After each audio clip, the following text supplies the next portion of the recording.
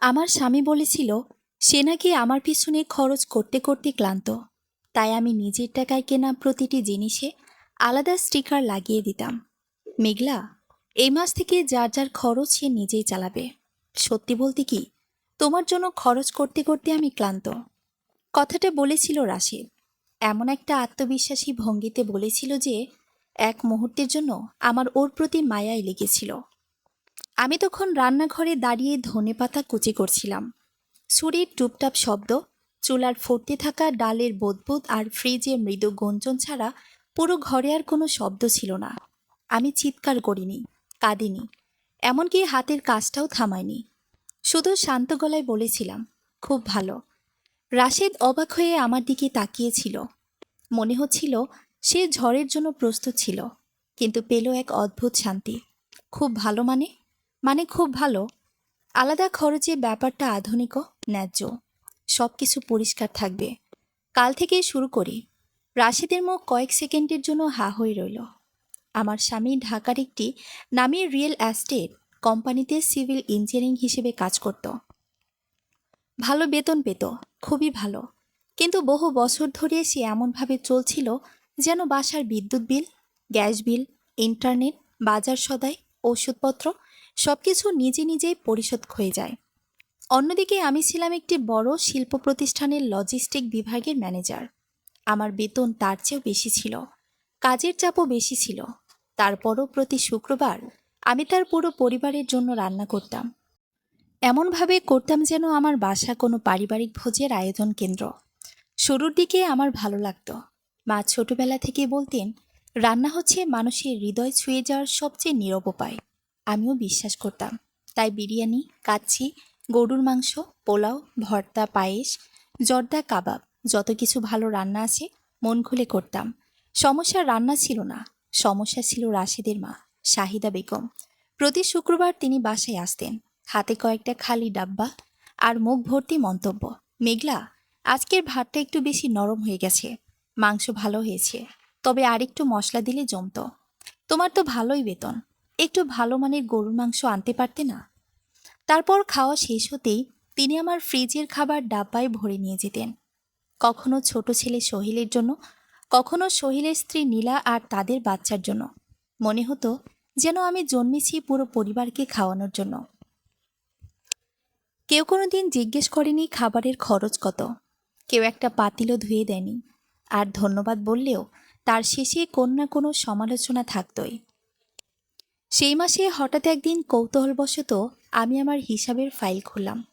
আমি সব খরচ লিখে রাখার অভ্যাস করতাম। মাংস, মাছ, মিষ্টি, ফল, বাচ্চাদের উপহার, স্কুলের জিনিসপত্র, ঔষধ, সব। এক বছরের হিসাব যোগ করতে আমার বুকের ভেতরটা কেঁপে উঠল। শুধু শুক্রবারের দাওয়াতগুলোতেই আমার খরচ হয়েছে প্রায় 2 লক্ষ টাকার কাছাকাছি। আমি অনেকক্ষণ স্ক্রিনের দিকে তাকিয়েছিলাম। 2 লক্ষ টাকা, শুধু ভালোবাসা আর দায়িত্ববোধের নামে, যে টাকায় আমি নিজের জন্য অনেক কিছু করতে পারতাম। অথচ কেউ কখনো ভাবেনি এগুলোর মূল্য আছে। রাশেদ প্রতি মাসে সংসারের জন্য সামান্য কিছু টাকা দিত।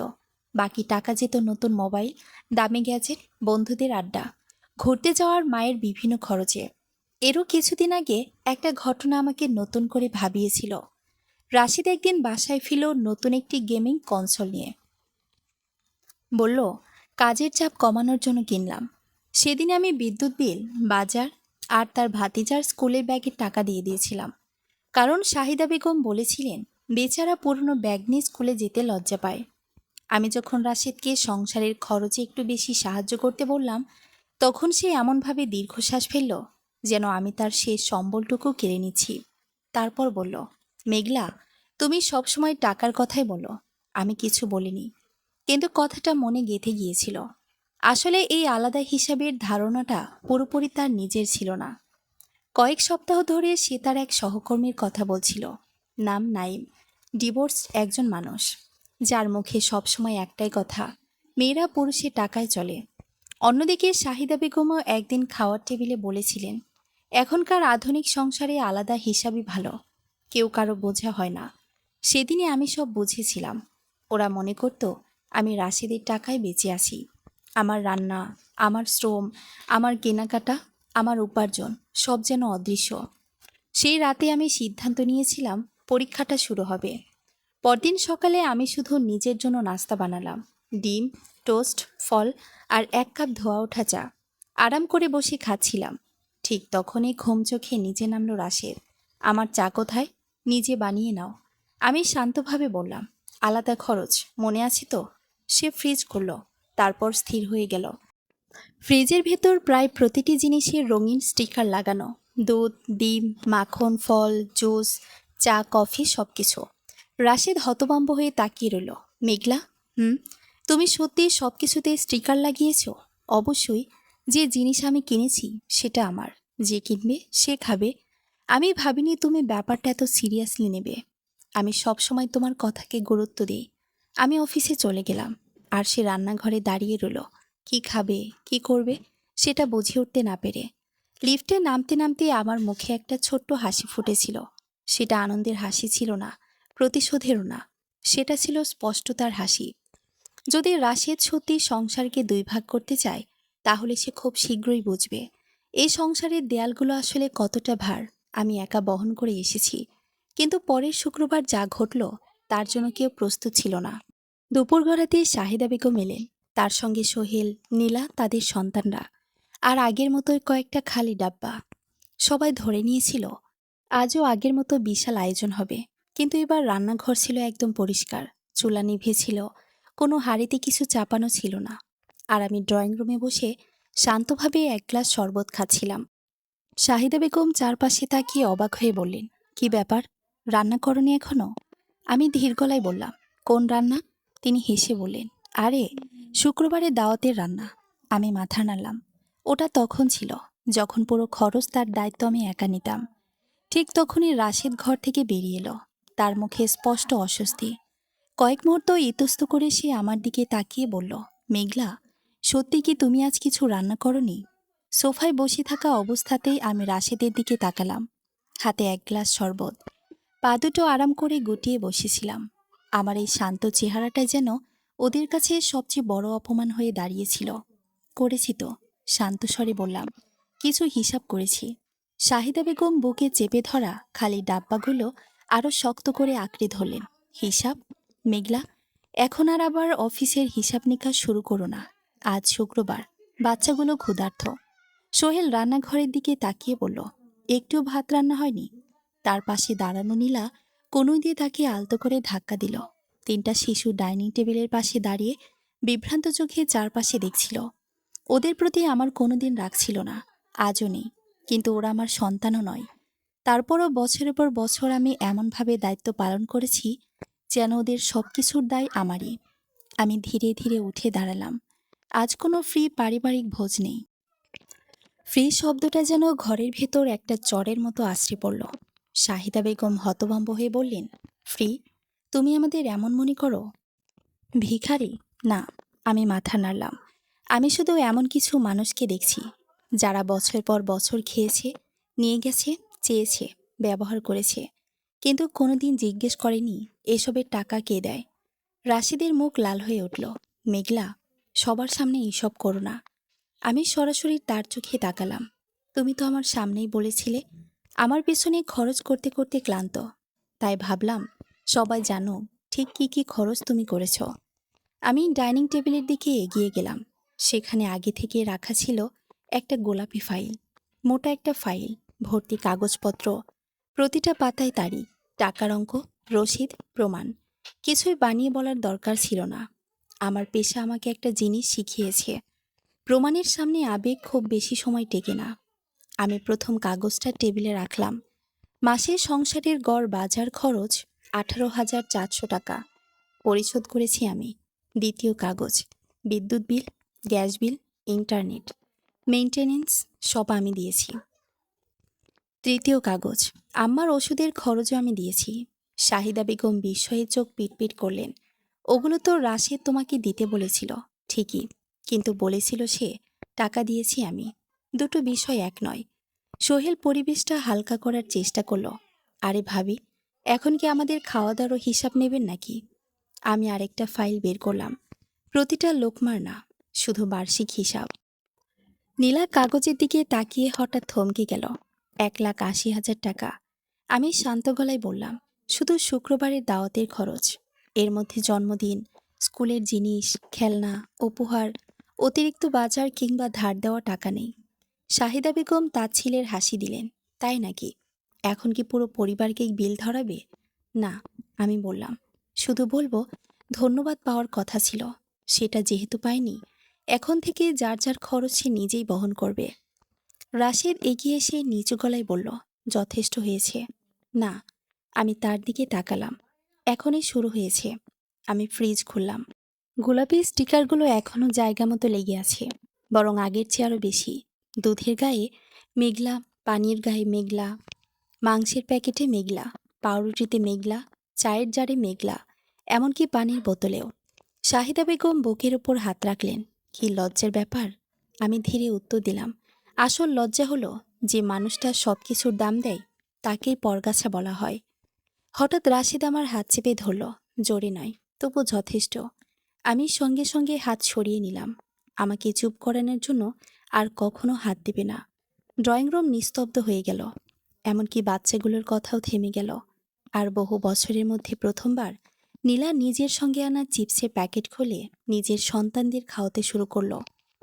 রাশেদ দাঁত চেপে বলল, তুমি বাড়াবাড়ি করছো। আমি সংসারে টাকা দেই, মাসে 5,000 টাকা। আমি হেসে ফেললাম। তুমি নিজের গেম, গ্যাজেট আর বন্ধুদের আড্ডায় এর চেয়ে বেশি খরচ করো। সোহেল অস্বস্তির হাসি দিল। ভাই, মনে হচ্ছে আজ তুই বিপদে পড়েছিস। রাশেদ কড়া চোখে তার দিকে তাকালো। আমি তখন ফোনটা বের করলাম। আর একটা বিষয় আছে রাশেদ। তার মুখ রং বদলে গেল। কি? আমি যৌথ অ্যাকাউন্টের লেনদেন দেখেছি। শাহিদা বেগমের মুখও শক্ত হয়ে গেল। সেই মুহূর্তে আমি সব বুঝলাম, তিনি সব জানতেন। আমি ধীরে ধীরে বললাম, 8 মাস ধরে তুমি 5,000 টাকা জমা দিয়েছ। তারপর একই দিনে 3,500 টাকা তুলে তোমার মায়ের অ্যাকাউন্টে পাঠিয়েছ। রাশেদ পাথরের মতো স্থির হয়ে গেল। সোহেল অবিশ্বাস নিয়ে মায়ের দিকে তাকালো। আম্মা? শাহিদা বেগম গলা শক্ত করে বললেন, আমার দরকার ছিল, সাহায্য তো পেতেনি। আমি বললাম, বাজার, ঔষধ, হাসপাতাল, নানান খরচ। কিন্তু তার পাশাপাশি যে টাকা সংসারের জন্য দেওয়ার কথা ছিল সেটাও নিয়েছেন। নীলা হতবাক হয়ে বলল, তাহলে ভাবি এক খরচ দুইবার দিচ্ছিলেন? ঠিক তাই। প্রথমবারের মতো কেউ কোনো উত্তর খুঁজে পেল না। ঘরে সেই নীরবতা আমার কাছে অবিশ্বাস্য রকম তৃপ্তিদায়ক লাগছিল। হঠাৎ শাহিদা বেগম ডাব্বাগুলো টেবিলে রেখে বললেন, এসবের মূল কারণ কি জানো? তোমার নিজের সন্তান নেই বলেই এমন করছো। মুহূর্তে বাতাস জমে গেল। রাশেদ চোখ বন্ধ করল। সোহেল তাড়াতাড়ি বলল, আম্মা প্লিজ। কিন্তু ততক্ষণে কথাটা বেরিয়ে গেছে, বিষের মতো। তাই টাকার হিসাব নিয়ে এত মাতামাতি।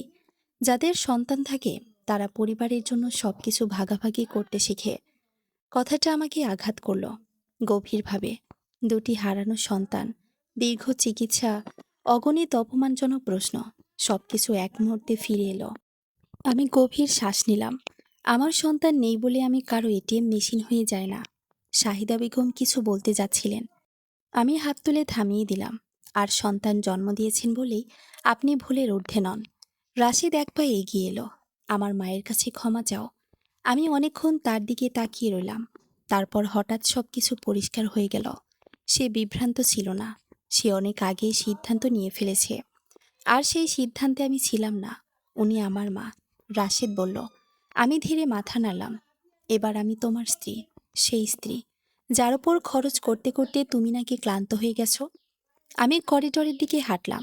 তারপর আলো জ্বালালাম। সেই আলো জ্বালার সঙ্গে সঙ্গে সবাই আরও কিছু দেখতে পেল। সোফার পাশে একটা গোলাপি স্টিকার, মূল্য পরিশোধ করেছেন মেঘলা। টেলিভিশনের পাশে আরেকটা, মূল্য পরিশোধ করেছেন মেঘলা। ওয়াশিং মেশিনে, ডাইনিং ক্যাবিনেটে, শোকেসে, এমনকি সেই দেয়ালের ছবিটাতেও, যেটা নিয়ে রাশেদ অতিথিদের সামনে গর্ব করত। সবখানে একই কথা, মূল্য পরিশোধ করেছেন মেঘলা। ডাইনিং টেবিলের মাঝখানে বড় একটা গোলাপি স্টিকার। নীলা মুখ চেপে ধরল। সোহেলের মুখের হাসি পুরোপুরি মিলিয়ে গেল। আর শাহিদা বেগমকে দেখে মনে হচ্ছিল তিনি যে কোনো মুহূর্তে বিস্ফোরিত হবেন। তুমি এবারের দামও নির্ধারণ করে ফেলেছ? শাহিদা বেগমের কণ্ঠে রাগ আর অপমান মিশেছিল। আমি শান্ত গলায় বললাম, বাড়ির দাম নির্ধারণ করিনি, শুধু কে দাম দিয়েছে সেটা লিখে দিয়েছি। রাশেদ ঝটকা মেরে সোফার গায়ে লাগানো গোলাপি স্টিকারটা ছিঁড়ে ফেলল। এসব নাটক অনেক হয়েছে। স্টিকারটা দুটুকরো হয়ে মেঝেতে পড়ে গেল। আমি আরেকটা ফাইল খুললাম। ওটা শুধু একটা স্টিকার ছিল, কিন্তু এগুলো কাগজপত্র। ফাইল থেকে দলিল আর ব্যাংকের নথি বের করে টেবিলের ওপর রাখলাম। এই ফ্ল্যাটটা আমি বিয়ের আগেই কিনেছিলাম। ঋণের কিস্তি আমি দিয়েছি, রেজিস্ট্রেশনের খরচ আমি দিয়েছি, মেইনটেনেন্সের আমি দিয়েছি। রাশেদ কাগজগুলোর দিকে এমনভাবে তাকালো যেন ওগুলো অন্য কোনো ভাষায় লেখা। কিন্তু আমরা তো একসঙ্গে এখানেই থাকি। আমি তার দিকে তাকালাম। হ্যাঁ, থাকতেই, কিন্তু কিছু বললাম না। প্রয়োজনীয় ছিল না। থাকতেই শব্দটা যেন পুরো ঘরের মধ্যে ঝুলে রইল। শাহিদা বেগম ছেলের পাশে এসে দাঁড়ালেন। রাশেদ কিছু বল। রাশেদ রাগে ফুঁসতে ফুঁসতে বলল, তুমি কি আমাকে আমার নিজের বাড়ি থেকে বের করে দিচ্ছ? না। আমি মাথা নাড়লাম।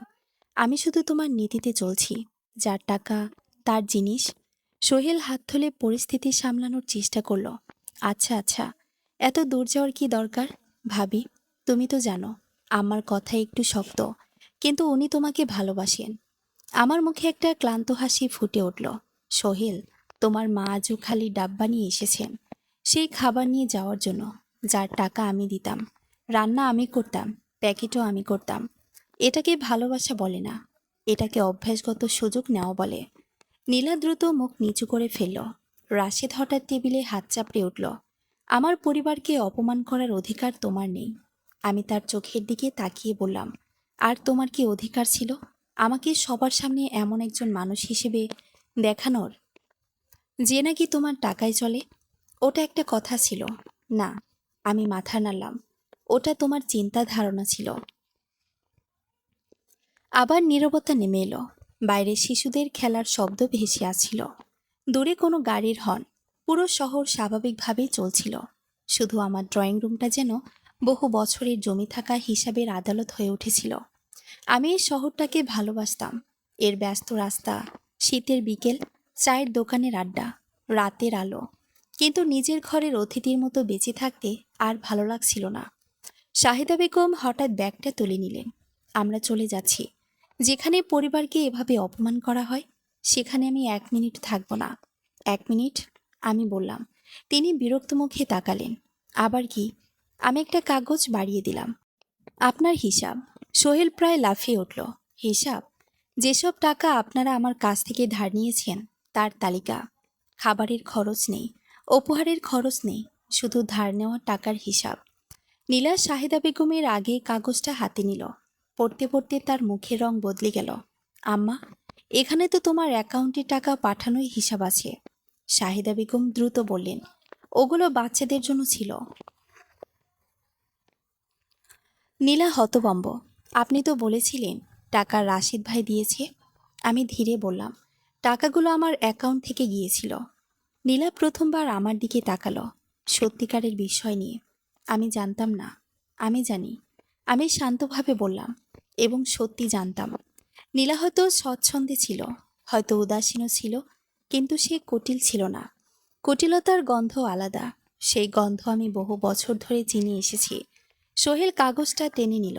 তার চোখ বড় হয়ে গেল। ৮৬,০০০ টাকা। শাহিদা বেগম মুখ শক্ত করে বললেন, পরিবারের মধ্যে টাকার হিসাব করা হয় না। আমি উত্তর দিলাম, পরিবারের মধ্যে কাউকে ব্যবহার করাও হয় না। রাশেদ ঘৃণা ভরা চোখে তাকালো। তুমি এখন অনুভূতির দাম নির্ধারণ করছো? না। আমি বললাম, অপমানের জন্য টাকা খরচ করা বন্ধ করেছি। এরপর আমি দরজার পাশে রাখা ধূসর রঙের ট্রাভেল ব্যাগটা তুলে আনলাম। রাশেদ কপাল কুঁচকে বলল, এটা কি? তোমার 1 সপ্তাহের কাপড়। আমি বললাম, প্রয়োজনীয় কাগজপত্র সামনের চেইনে রাখা আছে। তোমার গেমিং কনসোল, জুতা আর বাকি জিনিসগুলো গ্যারেজে রাখা বক্সে আছে।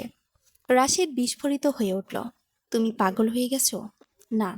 আমি ধীরেই উত্তর দিলাম, আমি শুধু গুছিয়ে নিয়েছি।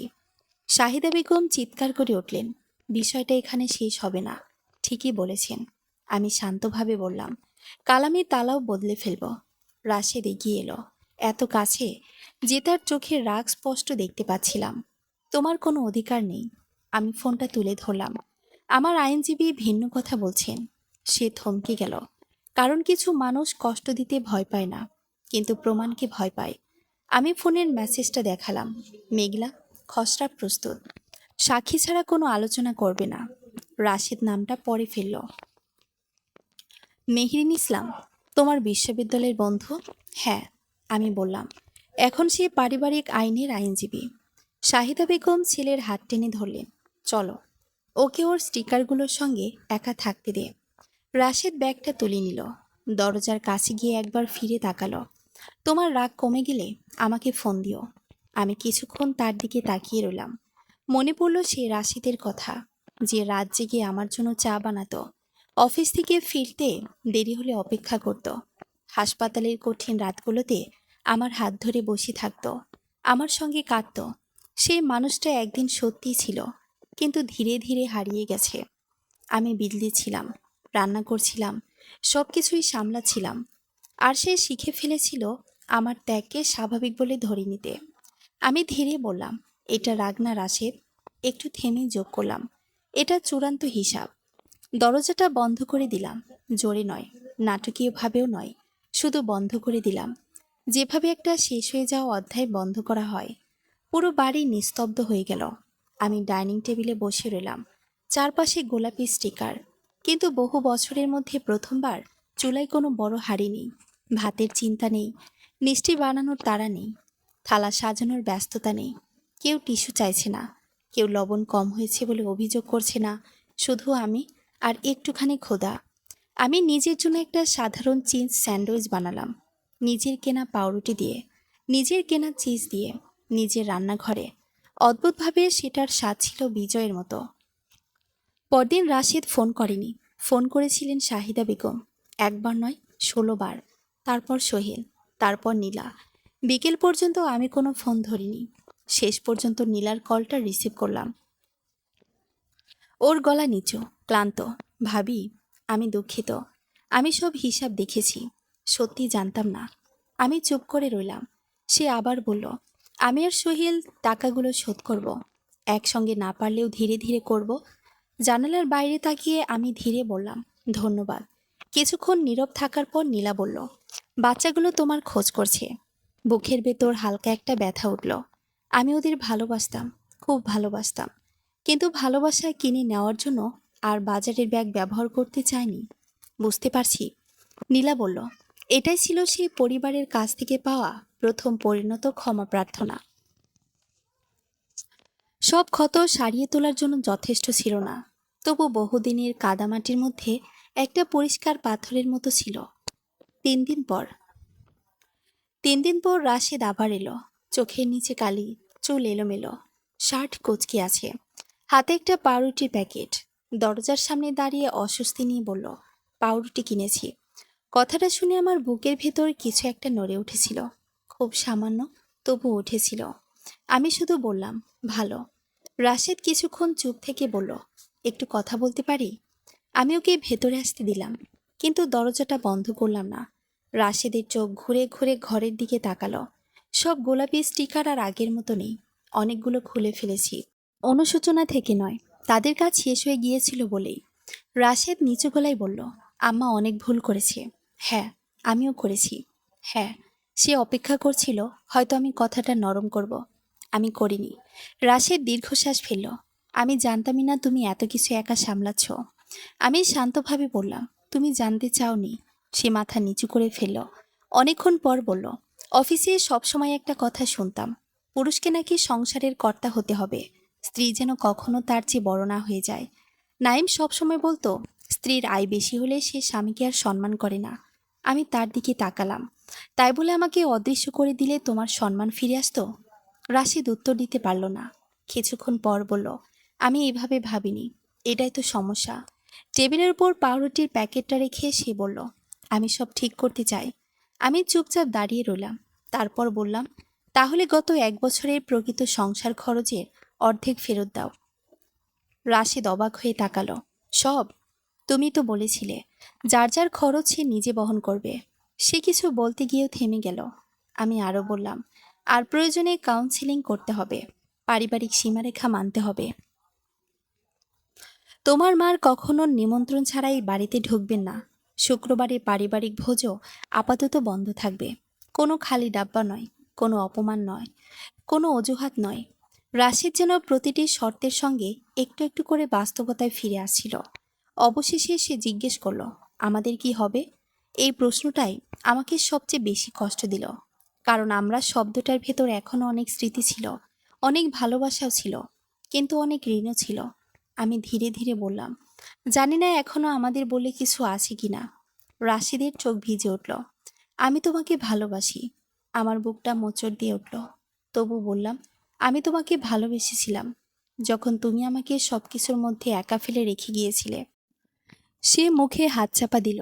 আমি এগিয়ে গিয়ে তাকে সান্ত্বনা দিইনি, কারণ সব ক্ষত শুকোনোর আগে ব্যান্ডেজ লাগালে ক্ষতটা ভেতরে ভেতরে থেকে যায়। তারপর কেটে গেল 2 মাস। রাশেদ সত্যিই টাকা ফেরত দিতে শুরু করলো, একসঙ্গে নয়, ধীরে ধীরে। তার গেমিং কনসোল বিক্রি করলো, দামি জুতাগুলো বিক্রি করলো, বন্ধুদের সঙ্গে অপ্রয়োজনীয় আড্ডা কমিয়ে দিল, গোপনে মায়ের অ্যাকাউন্টে টাকা পাঠানো বন্ধ করলো। জীবনে প্রথমবার সে বুঝল একটা ফ্রিজ ভর্তি করতে কত খরচ হয়। একদিন বাজার করতে গিয়ে আমাকে মেসেজ পাঠিয়েছিল, সরিষার তেলের দাম এত বেশি কেন? আমি উত্তর দিইনি। কিছু শিক্ষা নিজের চোখে দেখে শিখতে হয়। এদিকে এক শনিবার শাহিদা বেগমও এলেন। তবে এবার হাতে খালি ডাব্বা ছিল না, ছিল একগুচ্ছ ফুল। আমি পুরো দরজা খুলিনি, অল্প ফাঁক করে দাঁড়িয়েছিলাম। তিনি গম্ভীর গলায় বললেন, তোমার কাছে ক্ষমা চাইতে এসেছি। আমি নীরবে তাকিয়ে রইলাম। তিনি ঠোঁট কামড়ে বললেন, আমি অন্যায় করেছি। আমি চুপ। তোমার সুযোগ নিয়েছি। আমি এখনো চুপ। কথাগুলো বলতে তার ভীষণ কষ্ট হচ্ছিল। অহংকার ধীরে ধীরে ভাঙার শব্দ যেন আমি শুনতে পাচ্ছিলাম। কিছুক্ষণ পর তিনি বললেন, আর সন্তান নিয়ে ওই কথাটা বলা উচিত হয়নি। আমার বুকের ভেতর হালকা ব্যথা ছড়িয়ে পড়ল। যে সন্তানরা কখনো পৃথিবীর আলো দেখেনি, যাদের জন্য অসংখ্য রাত কেঁদেছি, যাদের অনুপস্থিতিতে আজও আমার জীবনের নীরব শূন্যতা। আমি শান্ত গলায় বললাম, আজই আপনাকে ক্ষমা করতে পারছি না, কিন্তু আপনার ক্ষমা চাওয়াটা গ্রহণ করলাম। শাহিদা বেগম ধীরে মাথা নাড়লেন, ভেতরে ঢোকেননি। ফুলগুলো দরজার পাশে রেখে চলে গেছেন।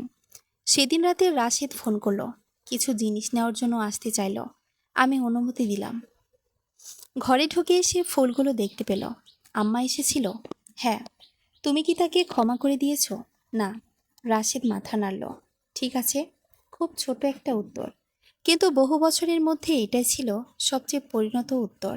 সে আমাকে বোঝানোর চেষ্টা করেনি, চাপ দেয়নি, কারো পক্ষ নেয়নি, শুধু মেনে নিয়েছিল। 1 বছর কেটে গেছে। আজও আমি নিশ্চিত নই আমাদের বিয়ে শেষ পর্যন্ত টিকে থাকবে কিনা।